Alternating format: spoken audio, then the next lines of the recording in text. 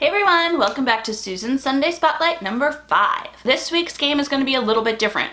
My past 4 games have been pretty centered on literacy and math, but this game is like totally team building, cooperative, teamwork, fun game. I don't really have an academic spin to it. If you've played this game before and you do have an academic spin to it, please go ahead and comment below and let me know how you use it that way. Other than that, this game is pure fun. This is called Mr. Magoo. Let's get started.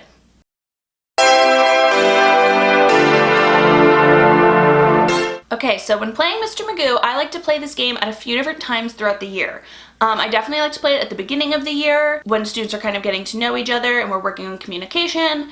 I play it after school vacation. I've also played it before when we have new groups. So actually in both of my old schools we had an intervention and acceleration block, and during that time the groups were pretty fluid and they would change throughout the year often. So whenever we had a brand new group that I was working on, this would be one of the fun games we would play the first time we meet, just to kind of get to know the students in your group a little bit better.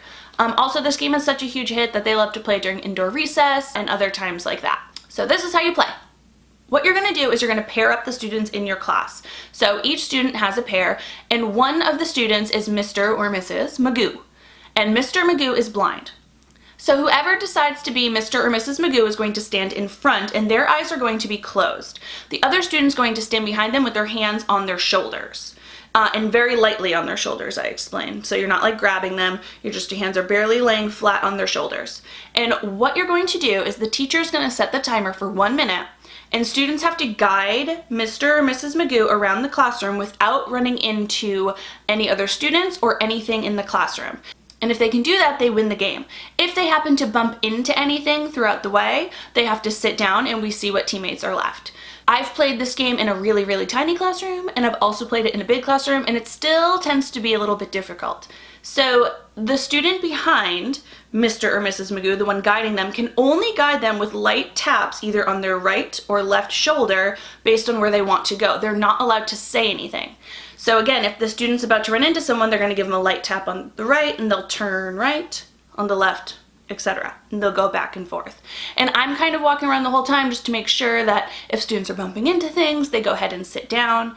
As time goes on, sometimes I will let them, instead of touching at all.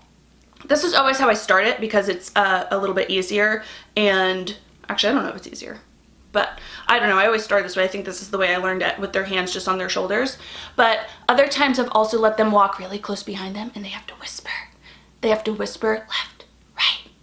And they can only say those 2 words. That gets, your younger students working on their directionality as well, so that's a big help. I don't know why this game is fun, but students love it. They think it's a ball. They're up, they're moving, it's a little brain break, and it only takes a minute, so that's a lot of fun too.